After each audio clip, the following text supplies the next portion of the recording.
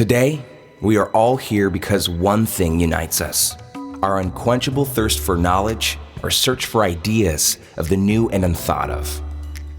You've studied for thousands of hours. You've crammed, done research, tested, and experimented. Some of you will share this knowledge. They will shape future generations of scientists. But some of you are ready to go even further, because they already know that their plan will work out.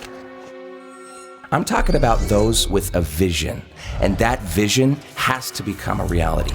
They are ambitious, and they know that only those who impart their research to the real world honor knowledge with its true value. However, this value is defined by consumers, not by you or any university, but by your customers. The market grants no favors. It is merciless and uncorruptible. Even so, be inspired by the great number of thinkers, researchers, and dreamers who define our economy and society.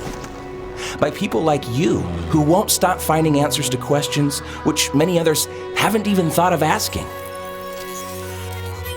We believe in the hungry, the audacious, the entrepreneurs,